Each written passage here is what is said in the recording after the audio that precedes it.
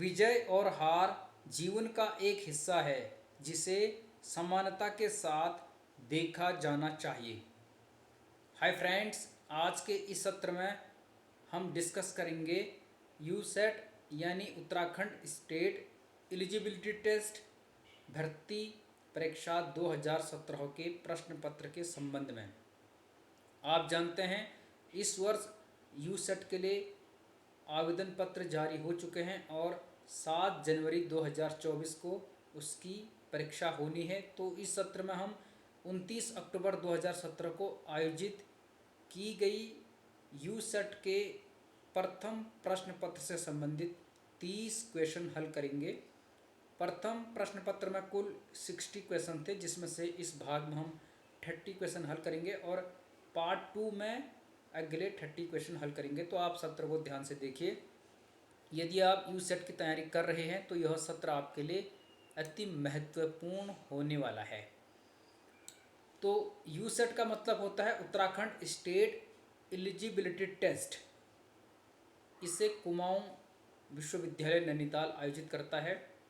आखिरी बार 29 अक्टूबर 2017 को यह परीक्षा संपन्न हुई थी, जिसमें 3 पेपर होते थे, पेपर फर्स्ट, पेपर सेकंड और पेपर थर्ड। इसमें 2 पेपर यानी पेपर सेकंड और थर्ड सब्जेक्ट से संबंधित होता था, जबकि पहला पेपर शिक्षण, अभिक्षमता, रीजनिंग और सामान्य बुद्धि परीक्षण से संबंधित होता था। तो हम इसमें प्रथम प्रश्न पत्र से संबंधित 30 क्वेश्चन हल करेंगे। इसमें जो पहला क्वेश्चन था उसे आप ध्यान से देख सकते हैं। यदि शिक्षण कक्ष में छात्र की समझ में नहीं आ रहा है तो शिक्षक को महसूस करना चाहिए। क्या करना चाहिए, मैं सीधे ऑप्शन पे आऊँगा। आप वीडियो को पॉज करके प्रश्न को पढ़ सकते हैं, समझ सकते हैं, फिर आंसर पर पहुंच सकते हैं। इससे आपको वीडियो देखने का वास्तविक फ़ायदा मिलेगा। तो यदि शिक्षण कक्ष में छात्र की समझ में नहीं आ रहा है तो शिक्षक को महसूस करना चाहिए। इस प्रश्न का सही उत्तर है ऑप्शन नंबर डी, वह अलग तरीके से समझाए। तो डी इसका उत्तर हो जाएगा कि यदि शिक्षण बच्चों की समझ में नहीं आ रहा है तो शिक्षक अलग तरीके से उस कंटेंट को समझाए ताकि बच्चा उसे समझ सके। अगला प्रश्न था, अध्यापक के लिए शैक्षिक स्वतंत्रता का मतलब है। कोई टीचर है, उसके लिए शैक्षिक स्वतंत्रता का क्या मतलब है। इस प्रश्न का उत्तर ऑप्शन नंबर बी है। शिक्षक स्वतंत्र है वह पढ़ाने के लिए जिसे वे सही समझे। तो टीचर उस कंटेंट को पढ़ाने के लिए स्वतंत्र है जिसे वह सही समझे। तो इस प्रश्न का उत्तर होगा option number B. Question number 3 था, एक अच्छे अध्यापक के सबसे महत्वपूर्ण गुण क्या हैं। एक टीचर है, उसके सबसे महत्वपूर्ण गुण क्या हैं। वैसे देखा जाए तो ये चारों गुण इंपॉर्टेंट हैं। विषय की अच्छी जानकारी होनी चाहिए, अच्छा संचार कौशल भी होना चाहिए यानी कम्युनिकेशन स्किल होना चाहिए, छात्र कल्याण के प्रति टीचर को प्रतिबद्ध होना चाहिए और टीचर में प्रभावशाली नेतृत्व का गुण भी होना चाहिए। लेकिन हमें इनमें से सबसे महत्वपूर्ण गुण को ढूंढना है। प्रश्न का सही उत्तर होगा ऑप्शन नंबर ए, विषय की अच्छी जानकारी। तो एक टीचर की सबसे बड़ी खूबी, सबसे बड़ा गुण यह होता है कि उसे अपने विषय की अच्छी जानकारी होती है।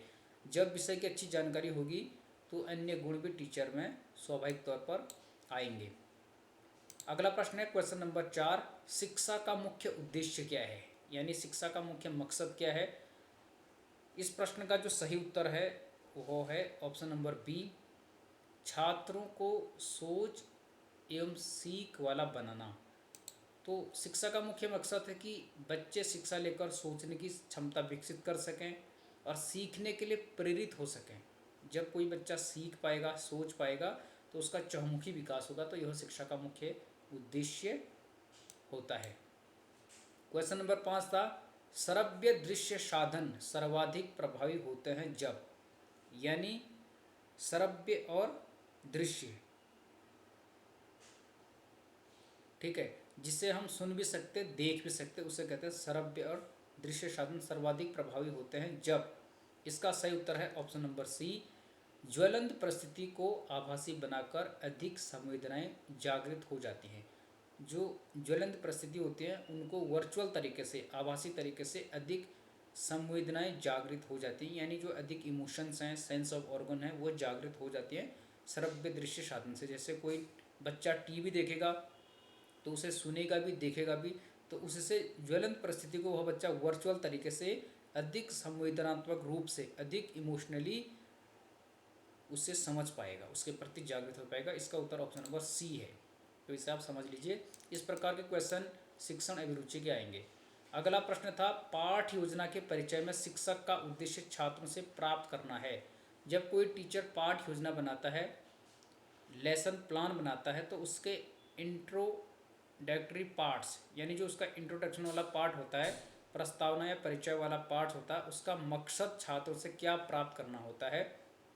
तो इसका मकसद होता है ध्यान प्राप्त करना, ऑप्शन नंबर सी। टीचर जब पाठ योजना बनाता है तो उस पाठ योजना में परिचय का मकसद होता है छात्रों का ध्यान पढ़ाई पर लाना, उस टॉपिक पर लाना, ताकि बच्चे उसे पढ़ सकें, समझ सकें और ध्यान से उसे ग्रहण कर सकें। अगला प्रश्न था क्वेश्चन नंबर 7, दर्शन शास्त्र द्वारा अपनी विधि के रूप में प्रदान की गई है। दर्शन शास्त्र यानी फिलोसफी द्वारा अपनी विधि के रूप में प्रदान की गई है।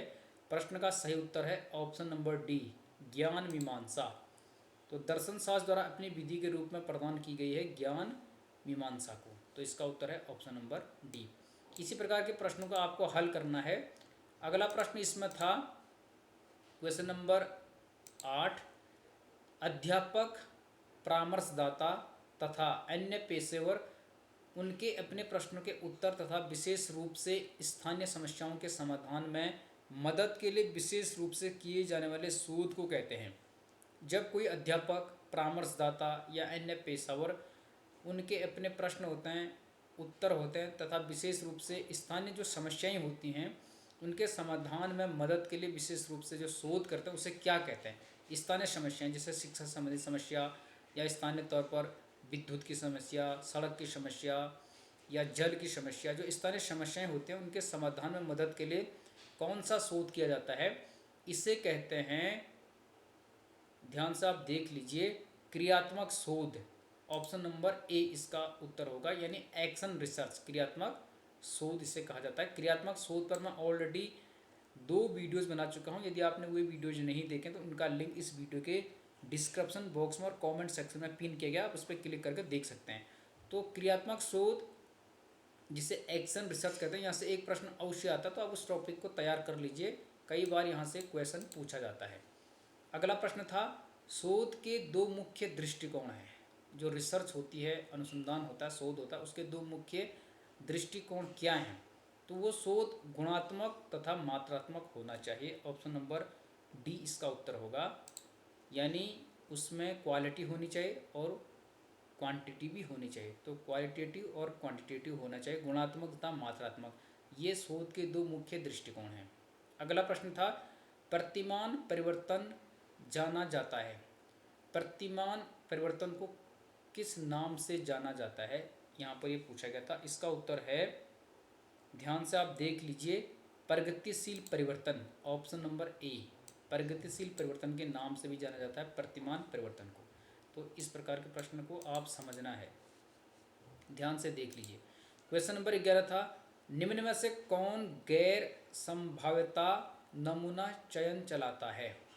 गैर संभाव्यता नमूना चयन चलाता है। तो क्वेश्चन को पॉज करके देखिए, समझिए और आंसर देने की कोशिश कीजिए। प्रश्न का सही उत्तर ऑप्शन नंबर डी है, स्त्रीकृत यादृच्छिक नमूना चयन न्यायाधीश। तो डी ऑप्शन इसका सही उत्तर हो जाएगा। अगले प्रश्न की तरफ बढ़ते हैं। इन प्रश्नों से आपको मदद मिलेगी क्वेश्चन पेपर को हल करने में, और नए क्वेश्चन किस प्रकार से बनेंगे आपको इससे मदद मिलेगी। किस वैज्ञानिक विधि को एक निश्चित दृष्टिकोण के रूप में भी जाना जाता है। तो ये शिक्षण की विधियां हैं, जैसे निगमनात्मक विधि, आगमनात्मक विधि, परिकल्पना विधि, प्रतिरूप विधि, शिक्षण की विधियां हैं, शोध की विधियां हैं। तो इनमें से किस विधि को, किस वैज्ञानिक विधि को एक निश्चित दृष्टिकोण के रूप में भी जाना जाता है। तो निगमनात्मक, आगमनात्मक, परिकल्पना विधि या प्रतिरूप, इसका सही उत्तर है ऑप्शन नंबर बी, आगमनात्मक। शिक्षण की विधियाँ, शिक्षण के सूत्रों पर ऑलरेडी मैं बड़ी वीडियो बना चुका हूँ, जिन वीडियो का लिंक इस वीडियो के डिस्क्रिप्शन बॉक्स में पिन कर दिया गया है, साथ में कमेंट सेक्शन में भी पिन किया गया। आप उन पर क्लिक करके 45 शिक्षण विधियाँ, उनके जनक, उनके बारे में विस्तार से डिस्कस किया गया, आप उन्हें वॉच कर सकते हैं, उससे आपको काफ़ी मदद मिलेगी। अब यहाँ पर एक गद्यांश दिया गया था जिसको पढ़कर 5 क्वेश्चन दिए गए थे, उनका हल करना था। तो हम इसे पढ़ेंगे और इससे संबंधित प्रश्नों को हल करेंगे। तो आप भी ध्यान से पढ़ने की कोशिश कीजिए। इसमें पूछा गया था, निम्नलिखित गद्यांश को पढ़िए और प्रश्नों 13 से 17 के उत्तर दीजिए। मेरे प्रिय देशवासियों, कभी कभी मुझे लगता है कि हमारे गरीब परिवारों को अपने स्वास्थ्य की देखभाल पर अधिक ध्यान खर्च करना पड़ता है और उनका जीवन पटरी से उतर जाता है।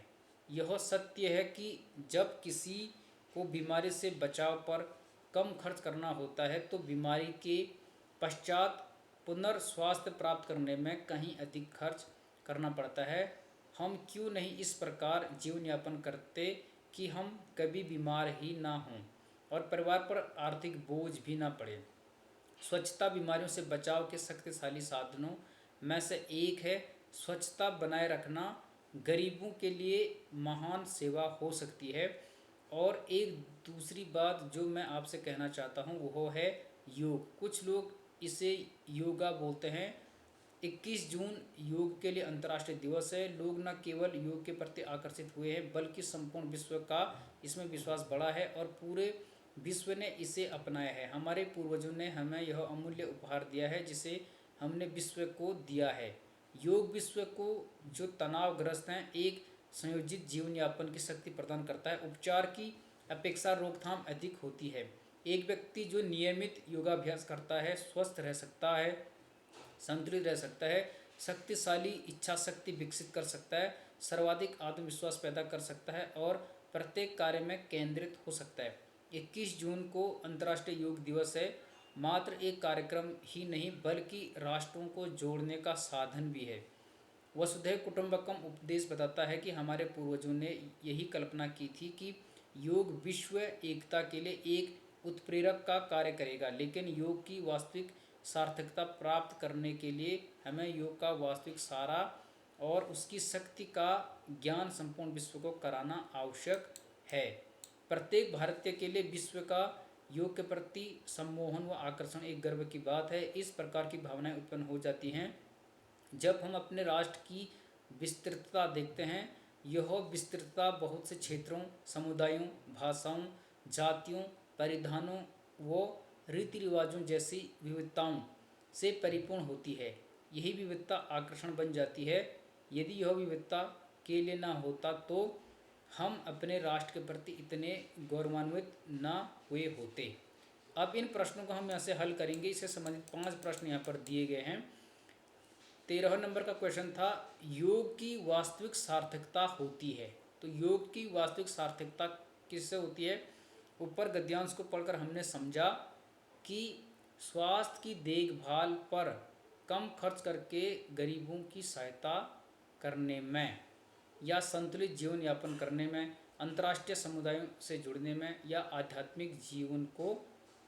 आध्यात्मिकता को जोड़ने में। तो इस प्रश्न का सही उत्तर ऑप्शन नंबर डी है, संतुलित जीवन यापन करने में। तो योग की जो वास्तविक सार्थकता होती है वो है संतुलित जीवन यापन करने में। अगला क्वेश्चन इसमें था, अंतर्राष्ट्रीय समुदाय ने योग को उत्साहपूर्वक अपनाया है क्योंकि। जो अंतर्राष्ट्रीय समुदाय है उसने योग को उत्साहपूर्वक अपनाया है क्योंकि।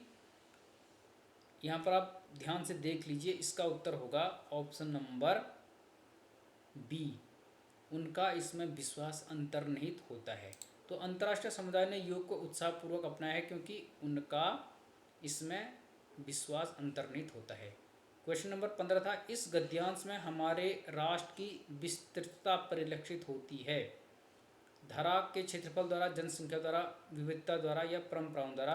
प्रश्न का सही उत्तर है ऑप्शन नंबर सी, विविधता द्वारा। तो इस गद्यांश में हमारे राष्ट्र की विस्तृतता परिलक्षित होती है विविधता द्वारा, क्योंकि भारत विविधताओं में अनेकता का एक राष्ट्र है। क्वेश्चन नंबर 16 था, देश के गरीबों की महान सेवा की जा सकती है। तो गद्यांश में स्पष्ट था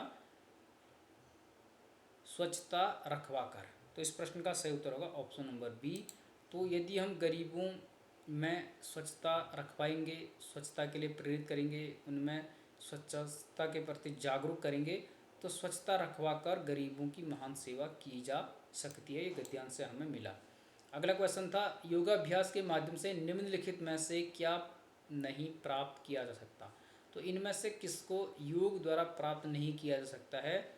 एकाग्र चित्तता की शक्ति प्राप्त की जा सकती है, स्वस्थ जीवन प्राप्त किया जा सकता है, शक्तिशाली इच्छा शक्ति प्राप्त की जा सकती है, लेकिन गरीबी उन्मूलन इससे नहीं हो सकता। ऑप्शन नंबर डी इसका सही उत्तर हो जाएगा। अगला क्वेश्चन था क्वेश्चन नंबर 18, संचार में संदेश ग्रहण करने में बड़ी बाधा होती है। जब संचार होता है, कम्युनिकेशन होता है, तो मैसेज को ग्रहण करने में सबसे बड़ी बाधा क्या है। श्रोता की शिक्षा, श्रोता का ज्ञान, श्रोता की अभिवृद्धि या श्रोता की आय। इस प्रश्न का सही उत्तर होगा ऑप्शन नंबर बी, श्रोता का ज्ञान। तो श्रोता का ज्ञान संचार में संदेश ग्रहण करने में बड़ी बाधा होती है। इसका उत्तर होगा ऑप्शन नंबर बी। अगला क्वेश्चन था पठन पाठन में छात्रों की अधिकतम सहभागिता संभव है। जब टीचिंग लर्निंग होती है तो किसमें छात्र अधिक से अधिक पार्टिसिपेट कर सकते हैं। पाठ्य पुस्तक विधि से, श्रव्य दृश्य सहायता से, विचार विमर्श विधि से या व्याख्यान विधि से। प्रश्न का सही उत्तर है श्रव्य दृश्य सहायता से, ऑप्शन नंबर बी। तो जब आप बच्चों को श्रव्य दृश्य साधनों से, संसाधनों से पढ़ाएंगे, टीचिंग कराएंगे, तो उससे बच्चा अधिक सहभागिता उसमें कर पाएगा, क्योंकि उससे उसके अधिक से अधिक सेंस ऑफ ऑर्गन एक्टिव होंगे और वो देख भी पाएगा, सुन भी पाएगा, तो उससे अधिकतम सहभागिता छात्रों की पठन पाठन में हो सकेगी। प्रश्न का उत्तर होगा ऑप्शन नंबर बी, श्रव्य दृश्य सहायता से। क्वेश्चन नंबर 20 था अंतः व्यक्तिगत संचार का पर्याय होता है। अंतः व्यक्तिगत संचार का पर्याय होता है, तो इसे कहते हैं सामूहिक संचार। इसका उत्तर होगा ऑप्शन नंबर डी, माफ कीजिए, आमने सामने का प्रचार होगा। तो अंतः व्यक्तिगत संचार का पर्याय होगा आमने सामने का संचार, ऑप्शन नंबर डी इसका सही उत्तर हो जाएगा। अगले क्वेश्चन की तरफ बढ़ेंगे हम। यहाँ से हम इसे ओपन करेंगे और सेकेंड जो क्वेश्चन है उस पर हम पहुँचेंगे। क्वेश्चन नंबर 21 आप यहाँ पर देख सकते हैं। श्रव्य तथा प्रतिक्रिया में दो प्रमुख अवयव होते हैं। श्रव्य यानी सुनना और प्रतिक्रिया देना, रिस्पॉन्स देने में दो प्रमुख अवयव होते हैं। तो अंतः व्यक्तिगत संचार के, अंतर्निहित व्यक्तिगत संचार के, सामूहिक संचार के या दूरदर्शन संचार के। प्रश्न का सही उत्तर ऑप्शन नंबर 1 होगा, अंतः व्यक्तिगत संचार के। तो अंतः व्यक्तिगत संचार, अंतर्निहित व्यक्तिगत संचार, इस पर मैं ऑलरेडी वीडियो बना चुका हूँ। यदि आपने नहीं देखी है तो उसका लिंक इस वीडियो के डिस्क्रिप्शन बॉक्स में पिन कर दिया गया है, आप उसे वॉच कर सकते हैं। तो श्रव्य तथा प्रतिक्रिया में दो प्रमुख अवयव होते हैं अंतः व्यक्तिगत संचार के। अगला प्रश्न था संचार का प्रकार जो एक शिक्षक का कक्षा में हो कहलाता है। यानी एक सा संचार जो शिक्षक का किसी कक्षा में हो क्या कहलाता है। तो इसका उत्तर होगा समूह संचार, ऑप्शन नंबर बी। तो उसे कहेंगे समूह संचार, यानी ग्रुप कम्युनिकेशन आप उसे कह सकते हैं। अगला क्वेश्चन था यहाँ पर रीजनिंग का क्वेश्चन है, तो इसे आप पेन की सहायता से कॉपी लेकर हल कर सकते हैं।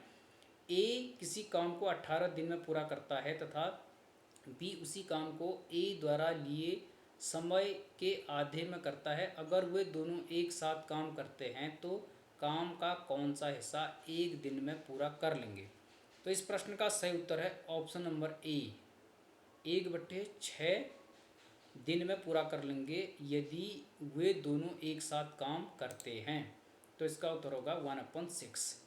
अगले प्रश्न की तरफ बढ़ेंगे हम। यहाँ पे श्रेणी को पूरा कीजिए, POQ कॉमा है, फिर SRT है, VUW है। तो काफ़ी सरल है। O के बाद P आता तो अपोजिट किया गया है, R के बाद S ऐसा आता है अपोजिट किया गया है, और U के बाद V आता है अपोजिट किया गया है। तो इसका जो अगली सीरीज होगी वो होगी C, YXZ, option number C, YXZ। तो ध्यान दीजिए, अच्छे से आप इसे हल कर सकते हैं। अगला क्वेश्चन था इसमें क्वेश्चन नंबर 25, एक सही घड़ी में 2 घंटा 20 मिनट यानी 140 मिनट की अवधि में घड़ी की मिनट की सुई कितनी आगे बढ़ेगी। तो इसका उत्तर होगा ऑप्शन नंबर सी, यानी 840 डिग्री। तो 2 घंटा 20 मिनट में घड़ी की मिनट की सुई कितने आगे बढ़ेगी, 840 डिग्री। तो इसे भी आप ध्यान में रख लीजिए। अगले क्वेश्चन की तरफ बढ़ेंगे। एक नगर की जनसंख्या 3 लाख है, जिसमें 1,80,000 पुरुष हैं तथा इस जनसंख्या में 50% साक्षर हैं। यदि 70% पुरुष साक्षर हैं तो महिला साक्षर होंगी। तो इसे आप हल कर सकते हैं, काफ़ी आसान है। प्रश्न का सही उत्तर होगा 24,000। ऑप्शन नंबर ए इस प्रश्न का सही उत्तर हो जाएगा। इस प्रकार के प्रश्नों की आप प्रैक्टिस कर लीजिए। अगला प्रश्न था 12 जनवरी 1980 को शनिवार था, तो 12 जनवरी 1979 को सप्ताह का कौन सा दिन रहा होगा। तो ये भी काफ़ी सरल है, आपको कैलेंडर पढ़ना पड़ेगा। इसका सही उत्तर होगा शुक्रवार, यानी ऑप्शन नंबर बी।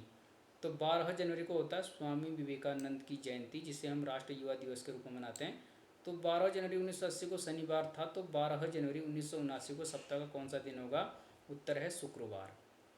अगला प्रश्न एक कूट दिया गया है।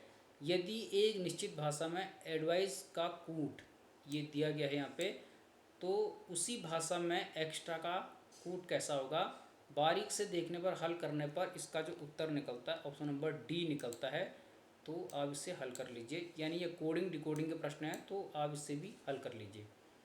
अगला प्रश्न है, आखिरी के 2 क्वेश्चन और हल करेंगे, फिर 20-30 क्वेश्चन हम सेकेंड पार्ट में हल करेंगे। यहाँ पर एक गोल मेज में चारों ओर रखी गई व्यवस्थित 6 कुर्सियों पर ABCDE तथा F अनावश्यक रूप से क्रम में नहीं बैठे हैं। यह प्रेक्षित किया गया है कि A D तथा F के बीच है तथा C D के विपरीत है। D तथा E पड़ोसी कुर्सियों पर नहीं हैं। तो निम्नलिखित में से कौन सा सत्य होगा। इसका जो सही उत्तर है ऑप्शन नंबर डी है, बी तथा ई पड़ोसी हैं, यानी ऑप्शन नंबर डी। तो इस प्रकार के प्रश्नों को भी आप हल कर लीजिए, प्रैक्टिस कर लीजिए, आसानी से आप हल कर पाएंगे। आखिरी प्रश्न है, एक दिन में कितनी बार एक घंटे की सुई तथा मिनट की सुई द्वारा समकोण बनाया जाता है। समकोण यानी 90 डिग्री का कोण बनाया जाता है। तो एक दिन में कितनी बार एक घंटे की सुई तथा मिनट की सुई द्वारा समकोण बनाया जाता है। इसका सही उत्तर है ऑप्शन नंबर डी, 48 बार। तो डी इसका सही उत्तर हो जाएगा। यहाँ से आगे के 30 क्वेश्चन हम अगले पार्ट में करेंगे। यदि वीडियो अच्छी लगी तो लाइक कर लीजिए और इसी प्रकार से तैयारी करते रहिए। यूसेट यदि आप क्वालिफाई करते हैं तो आप उत्तराखंड के किसी विश्वविद्यालय या महाविद्यालयों में असिस्टेंट प्रोफेसर यानी सहायक आचार्य की भर्ती में सम्मिलित होने के लिए एलिजिबिलिटी प्राप्त कर लेते हैं। यानी आप उत्तराखंड के किसी भी विश्वविद्यालय में या आप किसी महाविद्यालय में असिस्टेंट प्रोफेसर बनने के लिए पात्र हो जाते हैं। तो बहुत बहुत शुभकामनाएं, ऑल द बेस्ट।